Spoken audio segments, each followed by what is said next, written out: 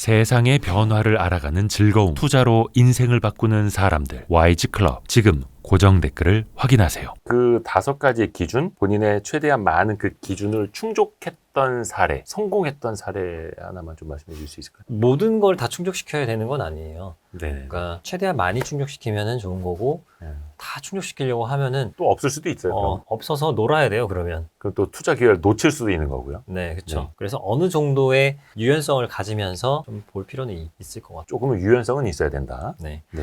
제가 그래도 투자를 하면서 가장 성공적이었다라고 할 만한 주식은 사실 언론에도 좀 많이 얘기가 됐던 주식이기도 한데 네. 더존 비존이거든요. 근데 더 좀 비존. 네, 제가 실제로 제 입으로 이렇게 얘기를 하는 거는 네. 처음인 것 같아요. 그래요? 네, 왜냐하면 보통 인터뷰를 하더라도 제가 주로 하질 않고 네, 그리고 보통 글로 써서 이렇게 보내드리거나 하기 서면 때문에 인터뷰. 네. 그죠. 신문 기자들은 실제로 안 만나고 이메일 보내갖고 받아가지고 그거 인터뷰한 것처럼 구어체로 쓰잖아요. 업계 기밀입니다. 업계 기밀. 그래서 이제 이 더존비존이라는 회사에 투자를 2013년에 했거든요. 2013년. 네, 결과적으로 주가가 많이 올랐어요. 오, 예. 근데 이제 지금은 조금 어려워지긴 지금은 해서 그 어려워지긴 전까지는 한데, 네. 엄청 잘 나갔죠. 근데 밸류에이션도 이제 높이 주가가 받았고. 오르고 떨어지고 그게 중요한 게 아니라 내가 여기서 뭘 얻었고 내가 어떤 도구를 가지고 여기에 접근을 해서 투자를 했을 때 성공을 했다. 네. 이게 성공을 한번 하잖아요. 그러면은 내가 운이 아닌 이상은 이거는 그 다음에 또 쓸 수 있거든요. 이 방식을. 그쵸, 그러면은 그쵸. 나만의 프레임이 하나 만들어지는 거고 이런 류의 주식이 있다고 했을 때 그거 바로 잡는 거죠. 네. 덫이에요. 이건 덫.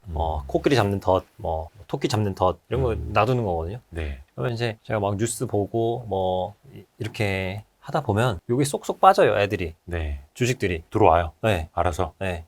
그러면은 이거 보면 되거든요. 예. 네. 분석이라는 작업은 그렇게 오랜 시간이 걸린 작업이 아니고 어느 정도 숙달이 되면 그래도 좀 요령이 생겨서 빨리 할 수 있기 때문에 더존 비존 같은 경우는 어떻게 보면은 완전 소비자단은 아니고 B2B의 비즈니스를 하는 회사인데 네. 지금은 ERP라고 하는 전사적 자원 관리라고 네. 하죠. 우리나라 말로. 그런 소프트웨어를 만들어서 기업들에게 파는 회사예요. 근데 이 회사는 2012년 이전까지는 CD를 팔았어요. 소위 말하는.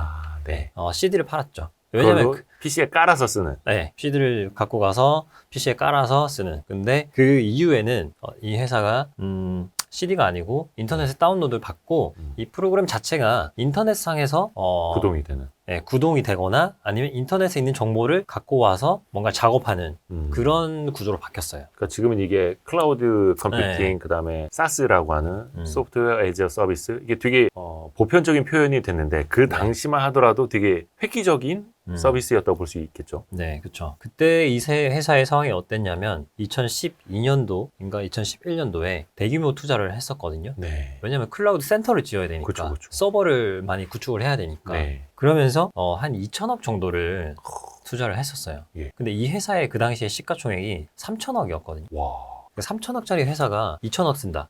미쳤다 그러죠. 네, 그렇죠. 저희 사장님이 미쳤어요. 뭐 네, 맞아요. 그런 개념이거든요. 뭐 지금 삼성전자가 지금 300조인가요? 400조가 좀 넘죠? 네, 그럼 삼성전자가 300조 쓴다고 보면 되거든요. 갑자기.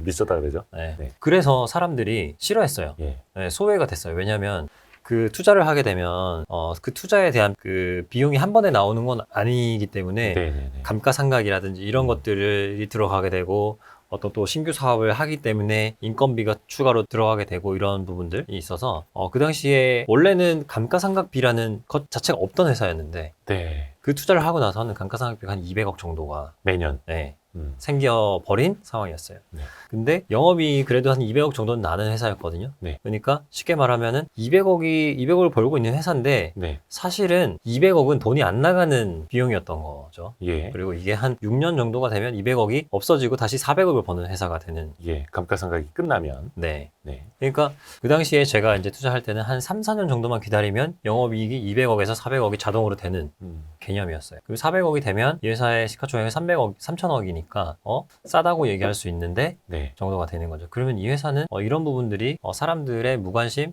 어떻게 보면은 무리한 투자로 인한 편견에 좀 쌓여 있겠다라는 생각이 든 거죠. 그리고 이 회사는 되게 오랫동안 이 중소기업들을 상대로 비즈니스를 해왔고 이 제품을 솔루션을 쓰는 회사들은 쉽게 다루는 걸로 못 바꿀 바꾸죠. 수 없는. 못 바꾸죠. 진짜 네. 저기 공장이나 창고에 있는 거 하나하나 재고까지 이 프로그램에 세팅해서 네네. 처리를 하고 있는데 이 프로그램 바꾸면 네. 전사적으로 다 바꿔야 되니까 그 전환 비용이라고 하잖아요. 예, 전환 비용. 그게 되게 높은 회사였어요. 그래서 그 이전에도 제품 이 솔루션의 가격을 그러니까 제품을 업그레이드하면서 솔루션 가격을 올렸던 이런 사례들이 있었거든요. 예. 그러니까 당연히 이런 서비스를 하면서 제품 가격을 올리겠다. 라고 생각을 했었고 그때 당시에 클라우드 서비스를 출시를 하면서 제품 가격을 상당히 많이 올렸어요. 예. 실제로. 근데 또 그걸 쓰는 중소기업들은 어쩔 수 없이 계속 올려주면서 써야 했던. 그쵸. 근데 그 당시에 클라우드라는 개념 자체가 아예 없었거든요. 네. 근데 가격을 막 올리니까 사람들이 잘 안 쓸 거잖아요. 그러니까 클라우드가 뭔데 이거를 니네가 2천억을 투자를 해가지고 비용을 이렇게 하면서 사업을 하냐 이런 분위기였던 거거든요. 근데 그냥 CD 팔지. 네, 왜 서버를 구축하냐. 그쵸. 네. 근데 지금이야 뭐 오도비도 그렇고 그렇죠. 뭐 마이크로소프트도 그렇고 다 하잖아요. 그렇죠. 그렇죠. 오도비 그걸로 해서 클라우드로 전환을 해가지고 구독 방식으로 바꾸고 그렇죠. 해가지고 주가가 많이 올랐거든요. 실제로 이익도 네, 많이 오르고. 네. 근데 그때 당시에는 그런 인지가 없었던 거죠. 그래서 그래서 그거를 처음에 보여줬던 네. 그렇게 강력한 또 해자까지 구축을 했던. 네. 그래서 이제 내가 좀 그래도 이해할 수 있는 아이템이었고 첫 번째. 예. 그 다음에 구조적인 어떤 변화에 놓여 있다. 앞으로 CD를 쓸 것 같지는 않다. 최소한. 클라우드라는 거에 니즈는 분명히 있긴 하거든요. 이론적으로. 고정비가 덜 든다라는 네. 니즈가 있긴 한데 어쨌든 클라우드에 대한 니즈를 사람들이 지금 느낄지는 모르겠지만 어쨌든 CD를 최소한 쓰진 않겠다. 네. 라는 생각은 하고 있었고 직관적이잖아요 사실. 그쵸. 영업이익이 3년 4년 기다리면 200억이 400억이 되고 클라우드가 잘 되면 클라우드가 뭐 고객사 6만 개 있었거든요 그 당시에. 6만 개 중에 한 개가 클라우드로 바뀌면 뭐 한 200만 원 정도 매출이 올라가는 효과가 있었거든요. 네. 그러니까 200만 원 곱하기 개수 와. 하면 되는 거예요. 그러니까 복잡한 게 없어 그냥 직관적인 투자였죠. 그걸로 좀 크게 버셨나요? 어, 투자로. 그 투자로. 네. 그래서 그 몇 배? 시가총액이 한 3천억일 때부터 이제 투자를 시작을 했고 회사가 예. 예. 그게 한 2조 이상 올라갔었죠. 와. 네. 거의 6, 7배 네. 올라간 건데 저는 이제 그것도 여쭤보고 싶어요. 더존 비주온이 잘 나갈 때는 밸류에서 막 40배, 50배 받았잖아요. PER 기준으로. 네. 그게 가능했던 주식이기는 한데 근래에 와서 보니까 어우 야 더존 비주온 주가가 그냥 다시 1조 정도로 떨어졌죠. 많이 내려왔더라고요. 음. 그러면 그 사이에 어떤 변화가 있었으면 음. 이거는 이제 그 투자가 종료된 사례인가요? 네. 네네. 그러면 어떻게 해서 투자를 종료했는지도 좀 듣고 싶거든요. 우선은 이 주식의 어떤 속성부터 말씀을 드리면 예. 주식은 결국 주가가 오르는 건 두 가지 요소로 오르는데 첫 번째는 이익이 올라야 주가가 오르고 그렇죠. 두 번째는 멀티플이라고 하는 PER이 올라야 주가가 오른다. 그렇죠. 근데 이 주식은 어느 하나만 오른 게 아니라 둘 다 올랐어요. 그게 최고의 사례죠. 최고의 네. 사례. 예. 그러니까 주식을 할 때는 이 둘 다 오르는 게 제일 좋다. 네. 하나만 오르는 것보다는. 근데 이제 이익이 뭐 예를 들어 3배, 멀티플이 한 3배 이렇게 오른 거죠. 쉽게 얘기해서. 그럼 9배가 되나요? 그렇죠. 네. 주가가. 3, 그렇게 3은 9. 네.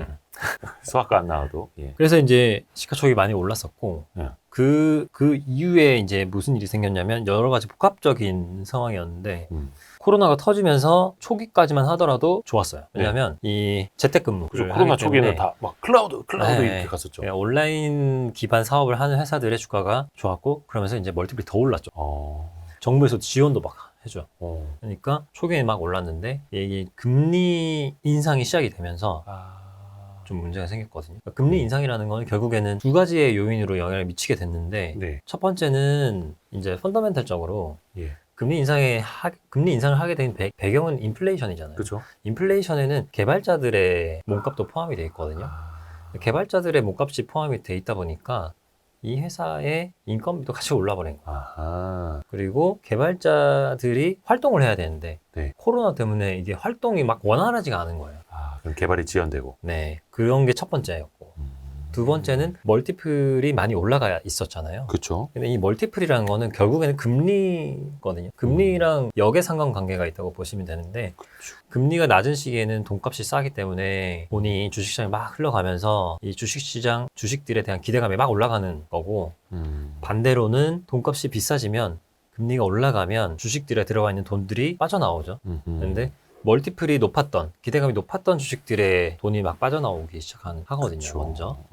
그러면서 이제 이런 회사들 그래서 미국에서도 뭐 빅테크 혹은 플랫폼을 하는 이런 회사들의 주가가 2021년부터 이제 좀 많이 빠지면서. 빠지기 시작했죠. 아, 그러면서 더존미존도 많이 하락을 했던. 네. 여기는 그러면 지금은 접근하기가 좀 상황이 뭐 클라우드 초기도 아니고, 그렇죠? CD에서 이제 서버를 투자하는 그런 시기도 아니고, 이제는 뭐라 해야 될까? 이제 그냥 고인물 같은 기업이 됐다라고 해야 되나? 그렇진 않아요. 그게 이 회사가 계속 추구하는 방향이 네. 어쨌든 지금 있는 고객사들 예. 중소기업에서 중견기업으로 확장을 시키고 네. 중견기업에서 대기업으로 확장을 시키고 요 중견기업이나 대기업 같은 경우는 아직 클라우드 적용이 덜 되어 있고 클라우드가 이제 100%가 된 게 아니거든요 아직. 네. 네, 그러다 보니까 이거 클라우드를 100% 전환시킨 다음에 데이터 사업을 진행을 하는 게 첫 번째 스텝이고 그 다음에는 해외 진출이 두 번째 스텝인데 그런 부분들이 좀 가시적으로 나오기에는 조금 시기가 더 남았다. 조금 남아 있는 것 같아요.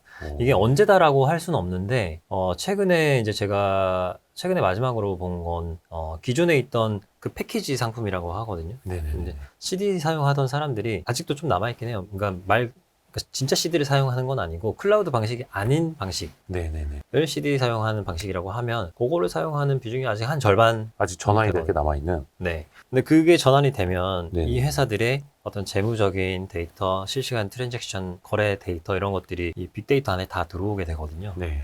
그걸 가지고 신용평가 범위라든지 뭐 이런 것들을 할 수 있다. 그 신규 사업한다고 회사가 얼마 전에 네네네, 발표도 그런 했었죠. 것들이에요. 근데 아직까지는 이 신규 사업을 하려는 이 시장 자체도 오픈이 안 돼 있는 시장이라서 네. 조금 남아있죠, 아직까지. 그 데이터를 기반으로 각 기업의 신용을 평가할 수 있다.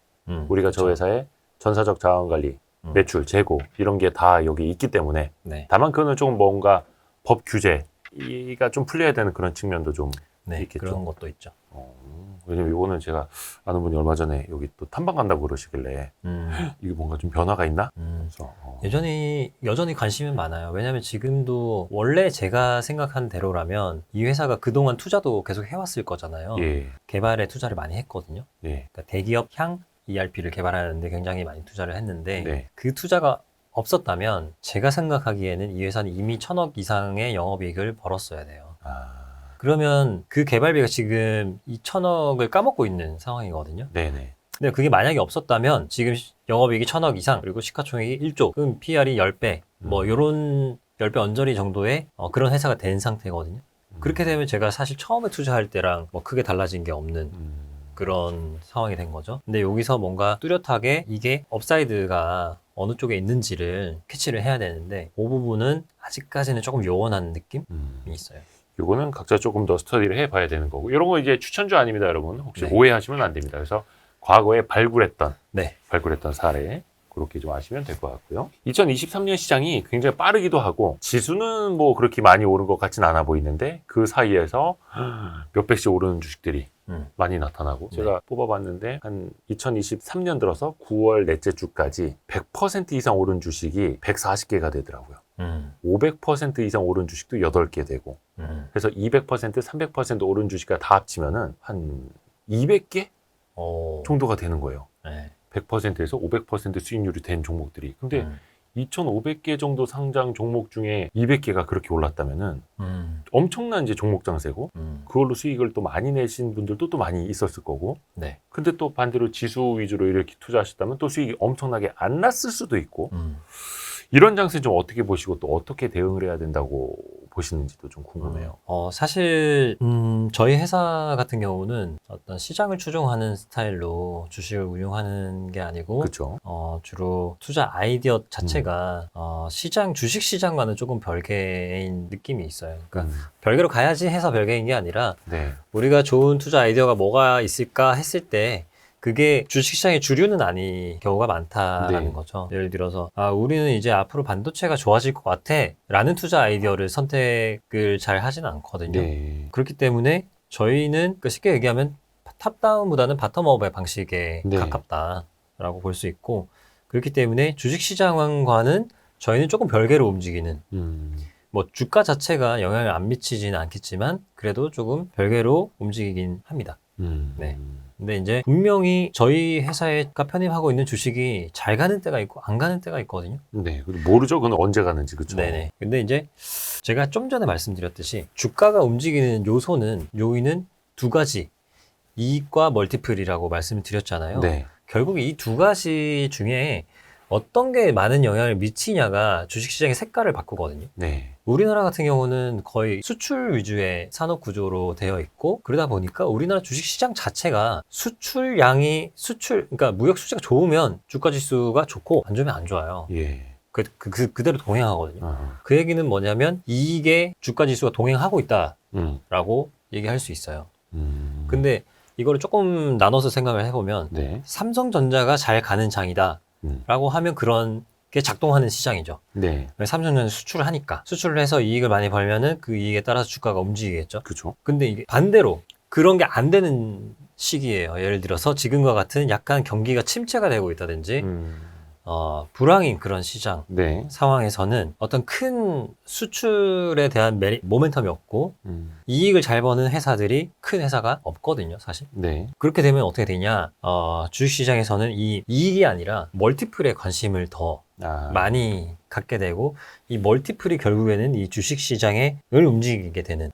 사실 주식시장을 움직인다기보다는 주가 지수를 움직이지 못해요. 일부 주식들이 소위 얘기하는 어떤 테마가 형성이 잘 된다는 뜻이죠. 그러니까 이익이 움직이는 시장이 아니라 그냥 멀티플이 움직이는 시장. 네. 아하. 그러니까 이익이 움직이는 시장은 주가 지수가 많이 움직일 수 있어요. 네. 왜냐하면 큰 주식들이 움직이니까. 근데 이렇게 멀티플이 움직이는 시장은 상대적으로는 작은 주식들이 움직이기 때문에 아하. 테마가 이제 무리지어서 막 움직이다 보면은 주가 지수를 크게 움직이지 못하지만 막 2배 가고 3배 가고 이런 주식들은 막 많이 보이는 것처럼 보이죠. 느껴지는 거죠. 그렇죠. 네. 그러면서 약간 뭔가 박탈감도 느끼고. 네, 그렇죠. 근데 사실은 주가 지수는 별로 안 좋은 그냥 그저 그런 상황이 이제 지속이 되는 거죠.